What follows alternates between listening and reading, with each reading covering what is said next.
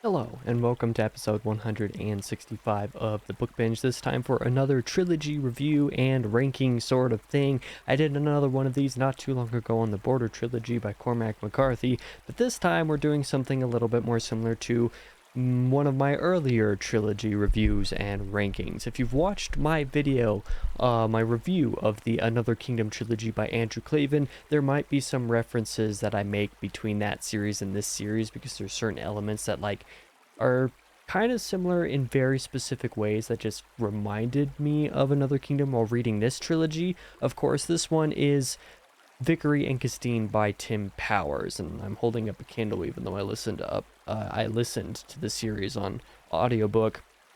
The audio the audiobook covers are just not very good, so I'm not going to display those. I'm actually going to display the normal covers of the series over here, if I can find the ones that I actually sort of like a little bit, but that's besides the point.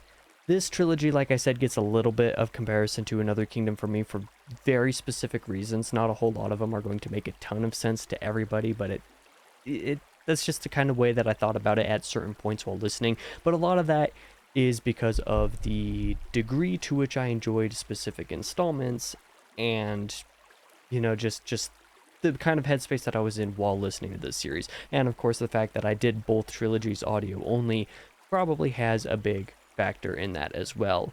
On a side note, I totally recommend you read Another Kingdom and or watch my trilogy review for it. This trilogy in comparison is a bit more of a mixed bag, and we're about to get into why, despite there being some similar reactions from me to a degree. Anyway, main thing that I'm trying to say at the beginning of this is I'm not sure this was a great point for me to personally start with Tim Powers' work, but there was still some stuff that I enjoyed within the trilogy itself. So let's start off just like I normally do with these reviews with the good. Most of what I enjoyed the most about Vickery and Castine was the otherworldly aspects of the trilogy. So each of the three books kind of have a different main focus that they each kind of go through in their plot line. These books are somewhat they're not serialized. That's not the word that I'm thinking of. They're somewhat independent of each other, but not totally. Like you have to read them all in sequence to get references, and they do tell a continuous story, but there is an element to them that is episodic. That's the word that I was looking for. There is an element to the first book that kind of does its own thing, the second one does its own thing, the third one does its own thing as far as the main plot of each installment is concerned. For the first book, that is a lot of focus on the ghost dimension and dealing with and basically overcoming some sort of trauma associated with lost loved ones as the ghost dimension is concerned. There is a usage of the real world, a modern day world, and all the stuff that comes with being in the United States in 2017, I believe, when the first book was written and thus takes place, or somewhere in that approximate time period. I might have the years a little bit off. That also intersects with a supernatural element, that being the ghost dimension. The way that this ghost dimension intertwines with the real world within the first book was quite interesting and well thought out and good. Tim Powers does a very good job of fleshing this whole thing out. In the second book, there's a sort of time travel element. It's not exactly time travel, but there's a specific. It's really hard to talk about. I still don't even know if I could explain it properly. The second book still has ghost dimension stuff. This whole ghost dimension underlying world building point is a thing throughout the whole trilogy, although it is the main focus essentially in the first book. The second book has some wrinkle in time sort of stuff happening where things have to be fixed in a different time period to kind of repair damage that is being done in the here and now, and the ghost dimension is kind of used in some sense to bridge these sort of gaps and to get through into this sort of other time essence. It makes no sense when I'm trying to explain it because it is a kind of a weird, finicky element that Tim Powers tried to use in the second book, but it was easily the best aspect of that second book, the way that it actually culminated into the climax and the way that everything came together as far as that was concerned. And then the third book was a little bit simpler as far as otherworldly aspects are concerned. A lot of it is alien stuff and alien UFO type things, kind of just riffing off of the conspiratorial things that certain people believe in the modern day world. Alien stuff is, of all the outlandish ideas, otherworldly ideas that Powers utilizes throughout this trilogy, the alien stuff is absolutely the most familiar, so the third book was the easiest to experience as far as that kind of material was concerned. The general world building is a lot of what makes this otherworldly stuff work, and the plotting within it also is pretty good, I would say. The world was engaging. It was the fun mix of the real world and then the potential for like sort of this fantasy element that is intertwined within it that made for an engaging storytelling device most of the time. And a lot of this also included some Greek and Egyptian mythology and symbology stuff that was really fun. You get some references to other cultures in different times that are like, okay, well, how does this all connect to the narrative? How does this connect to some of the villains as opposed to the main characters in Vickery and Castine and all of that?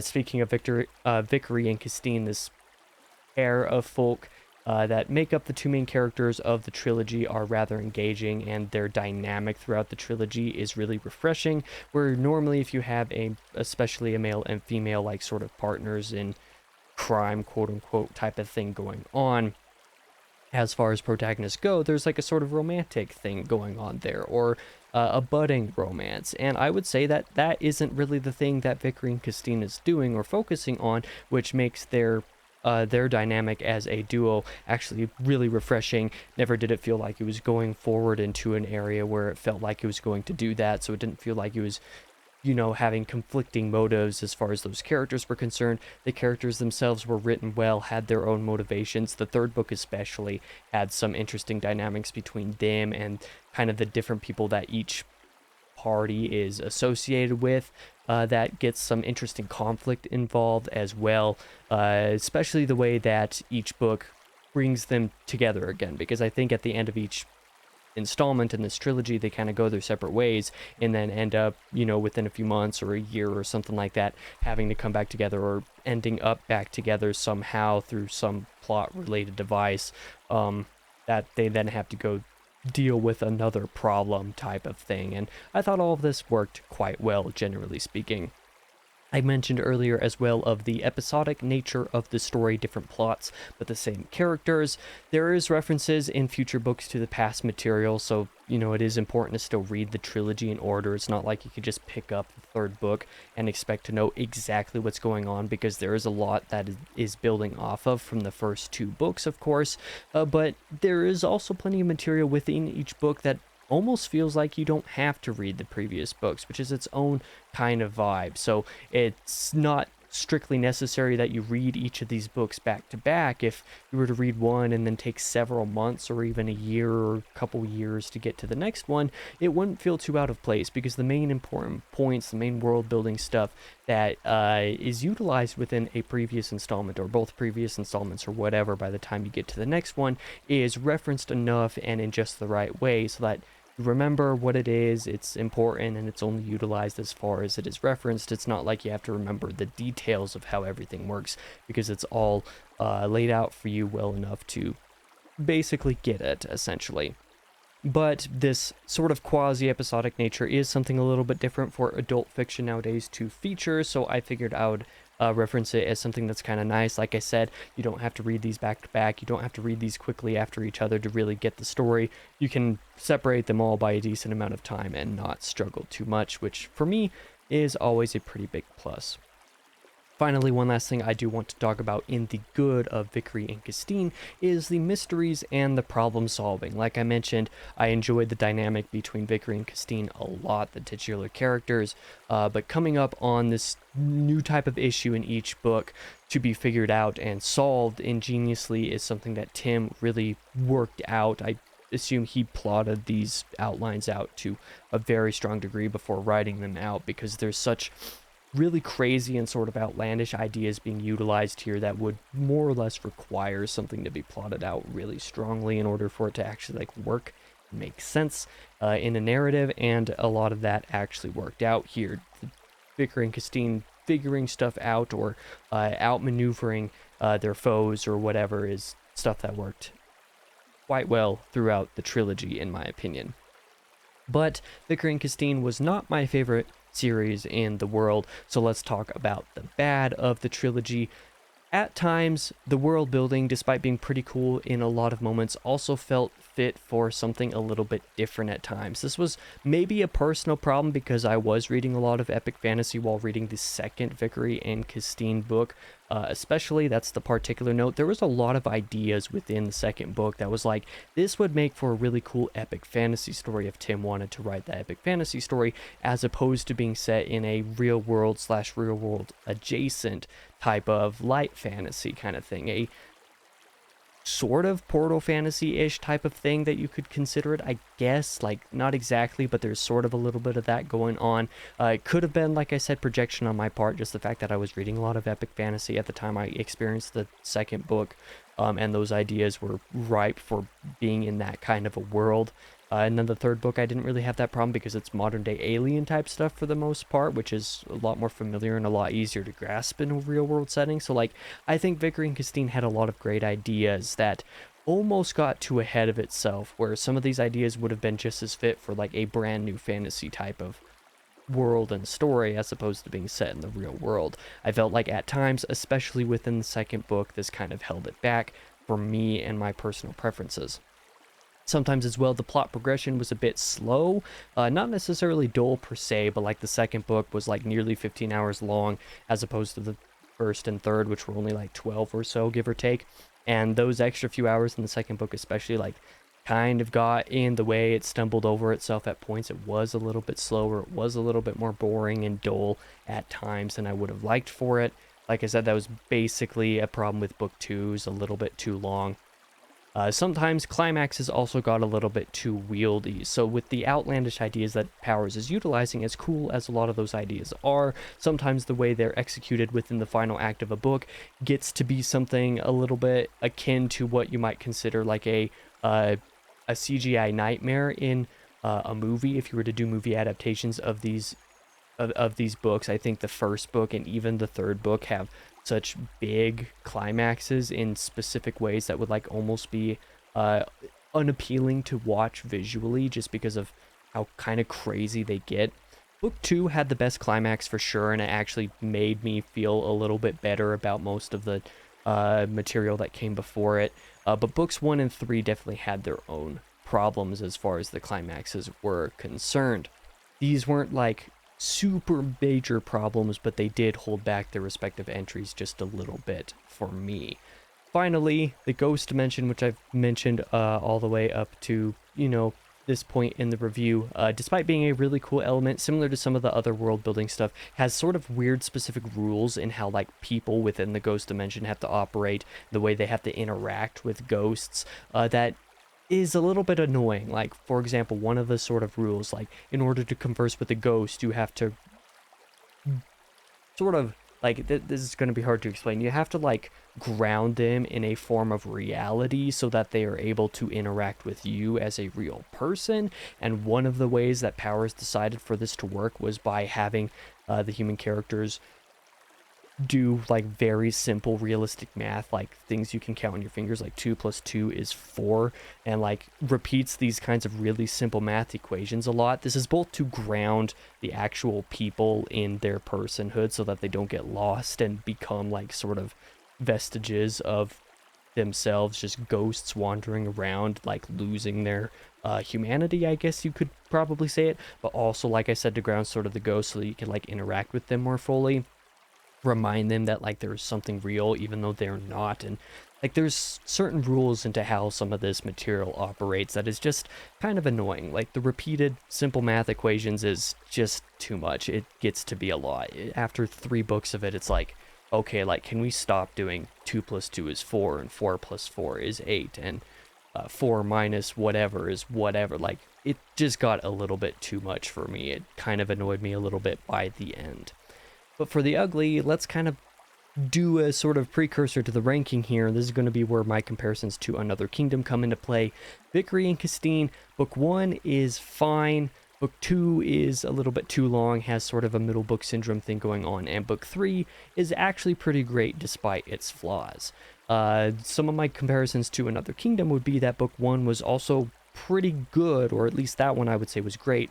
Book 2 was also a little bit boring and unmemorable in certain ways, and then book 3 was really great. So you have a kind of similar trajectory of a decent first book that, sets a bar.